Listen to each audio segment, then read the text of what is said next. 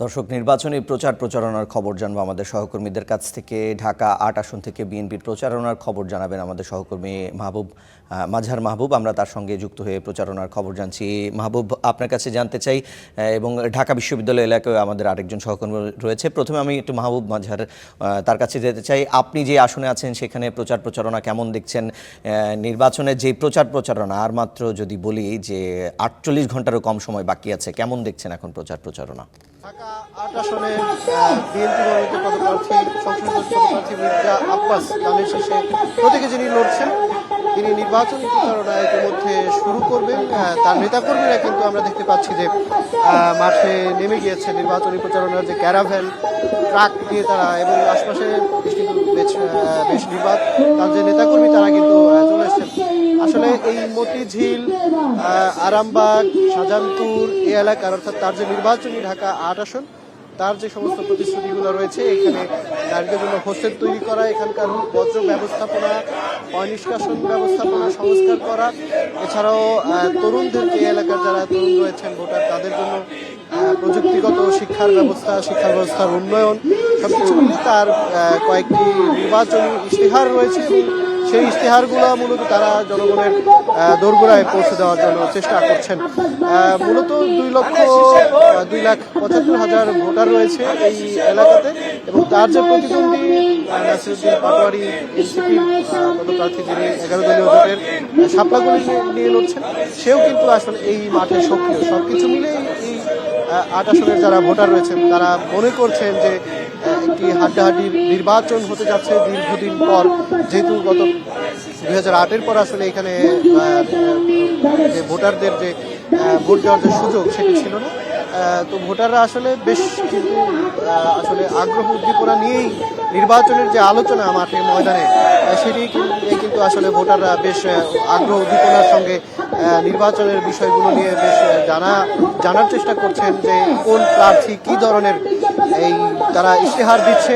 এবং কারণ মির্জা আব্বাস দীর্ঘদিন এই এলাকাতে রাজনীতি করেন, তিনি একবারে সংসদ সদস্য ছিলেন ঢাকা 6-এ, তবে 8 হবার পরে আসলে তিনি এখানে সংসদে যাওয়ার যে একটা সুযোগ সেটি পাননি। তবে সেই জায়গা থেকে তার যে আসলে দলীয় রাজনীতি সেটি কিন্তু এই ঢাকা 8 আসলে দীর্ঘদিনের একটা ঐতিহ্য রয়েছে। অপরদিকে যেই জুলাই আগস্টের গণ অভ্যুত্থান, সেই জায়গা থেকে নাসিরউদ্দিন পাটোয়ারি তার যেই প্রতিদ্বন্দ্বিতা করছেন, হ্যাভিওয়েট হিসেবে তাকে ভোটাররা মনে করছেন, তারও কিন্তু একটা জায়গা তৈরি হয়েছে যে তারা সবসময় কিন্তু গণমাধ্যমে আসলে এই দুই প্রার্থীর কিন্তু বেশ সরব রয়েছে এবং ভোটারদের মাঝেও কিন্তু আসলে আলোচনার শীর্ষে রয়েছেন এই দুই ভোটার।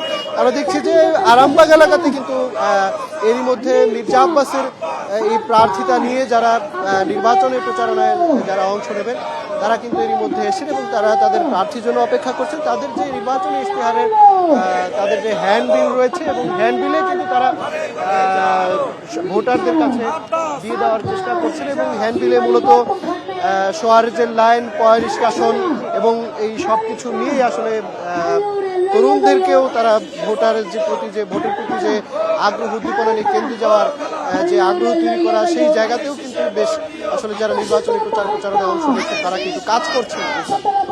মাঝহার, আপনাকে ধন্যবাদ। দর্শক, আমরা আরও নির্বাচনী প্রচার প্রচারণার খবর জানতে চাই। আমাদের আরেকজন সহকর্মী মুন্নাফ রশিদ ঢাকা বিশ্ববিদ্যালয় এলাকা থেকে আমাদের সঙ্গে যুক্ত আছেন। মুন্নাফ, আপনি ঢাকা বিশ্ববিদ্যালয়ে কেমন প্রচার প্রচারণা দেখছেন? আমরা দেখতে পাচ্ছিলাম যে নাসিরউদ্দিন পাটোয়ারি সেখানে প্রচার প্রচারণা চালাচ্ছেন। কেমন প্রচারণা দেখছেন জানাবেন। রিশান, মূলত নাসিরউদ্দিন পাটোয়ারি ঢাকা ইউনিভার্সিটিরই একজন শিক্ষার্থী ছিলেন এবং এই আসনেই তিনি প্রার্থী হয়েছেন, এমপি পদপ্রার্থী, এবং তিনি আজকে যে ঢাকা বিশ্ববিদ্যালয় এলাকায় প্রচারণা চালাচ্ছেন সকাল থেকে আমি দেখেছি যে শুরুতে তিনি শহীদ ওসমান হাদি যে হলটি রয়েছে সেই হলে তিনি শুরুতে গিয়েছিলেন এবং সেখানে তিনি যেসব শিক্ষার্থীরা রয়েছেন তাদের কাছে যে দোয়া চাচ্ছেন এবং পাশাপাশি এখানকার স্থানীয় যেসব স্টাফরা রয়েছেন, অর্থাৎ ঢাকা বিশ্ববিদ্যালয়ের যেসব হলগুলোতে যেসব স্টাফরা কর্মচারীরা থাকেন তাদের সাথে তিনি কিন্তু কুশল বিনিময় করছেন, তাদের কক্ষে কক্ষে যেয়ে কিন্তু তাদের কাছে ভোট চাচ্ছেন এবং তিনি কী ধরনের উন্নয়ন করতে চান, এই ঢাকা বিশ্ববিদ্যালয় কেন্দ্রিক কী ধরনের উন্নয়ন করতে চান সেগুলো কিন্তু তিনি তাদেরকে জানাচ্ছেন এবং তার যে ইশতেহার রয়েছে, নিজস্ব ইশতেহার, তিনি এই এলাকায় যে শিক্ষার্থীদের জন্য কি করবেন সেগুলো কিন্তু তিনি তুলে ধরছেন। এখন তিনি বিজয় ৭১ হলে তিনি প্রবেশ করেছেন এবং বিজয় ৭১ হলে তিনি জনসংযোগ করছেন। এখানে আপনাকে জানিয়ে রাখতে চাই যে এই পুরো ঢাকা বিশ্ববিদ্যালয় এলাকার মধ্যে কিন্তু আবাসিক যে এলাকার ছাত্রাবাস রয়েছে, হলগুলো রয়েছে, তার মধ্যে এখানে বেশ কয়েকটি হল পাশাপাশি রয়েছে। ফলে উনি একেবারে বিজয় ৭১ এই পুরো হল পাড়া শেষ করে উনি কিন্তু পরবর্তীতে অন্য এলাকাতে যাবেন। মূলত আপনাকে একটু জানিয়ে রাখতে চাই যে ঢাকা ৮ আসনটি মূলত মতিঝিল, পল্টন, শাহবাগ এবং শাহজাহানপুর, রমনা এবং ঢাকা বিশ্ববিদ্যালয় এই এলাকাটি কিন্তু এই ৮ আসনের মধ্যে পড়েছে এবং এখানে মোট ভোটার রয়েছে ২,৭৫,০০০ এবং এর মধ্যে কিন্তু তরুণ ভোটারের সংখ্যাও বেশ রয়েছে। এবং উনি যেহেতু তরুণ এবং উনি যেহেতু ঢাকা বিশ্ববিদ্যালয়ের একজন শিক্ষার্থী ছিলেন, সেই হিসাবে কিন্তু তিনি এক ধরনের সুবিধা পাচ্ছেন এবং তার যে প্রচারণায় যে তরুণদের উপস্থিতি এবং সাড়া, এই বিজয় ৭১ হলের যে বহুতল ভবন থেকে শিক্ষার্থীদের যে সাড়া দেখতে পাচ্ছে, হাত নাড়িয়ে তাকে সাড়া দিচ্ছেন এবং তার যে সমর্থন তরুণদের মধ্যে এক ধরনের রয়েছে। যেহেতু এই নির্বাচনে তরুণ ভোটার সংখ্যা প্রায় 4 লাখ মতো, 4,35,00,000 মতো, সেই হিসাবে যে তরুণদের একটি বড় উপস্থিতি থাকবে এবং তরুণ ভোটারদের এক ধরনের মানে যে প্রার্থী তরুণদের ভোটটা বেশি পাবেন তিনি হয়তোবা বিজয়ী হতে পারেন, এরকম সম্ভাবনা অনেকেই দেখছেন। সেই জায়গা থেকে তার যে ভোটারদের কাছে যাওয়া এবং তার তার তার যে তরুণ ভোটারদের যে উপস্থিতি বা তরুণ ভোটারদের যে তার প্রতি যে আগ্রহ, সেটি কিন্তু আমরা লক্ষ্য করেছি এবং তিনি শিক্ষার্থী বান্ধব কিছু উন্নয়নের কথা বলছেন এবং তিনি একটি জিনিস বলেছেন যে কাদা ছোড়াছড়ি যে রাজনীতি হচ্ছে সেই রাজনীতি থেকে বেরিয়ে আসার কথা বলছেন এবং তার প্রতিপক্ষ যে বিএনপি প্রার্থী রয়েছে তাকে তিনি বলছেন যে এক ধরনের হিংসাত্মক ভাবাপন্ন যে কথাবার্তা বলা হচ্ছে এগুলো থেকে তিনি বেরিয়ে এসে সুষ্ঠু গণতান্ত্রিক রাজনীতির মাধ্যমে নির্বাচনী মাঠ বজায় রাখার কথা তিনি বলছেন। তো এই ছিল আমাকে সবশেষ খবর।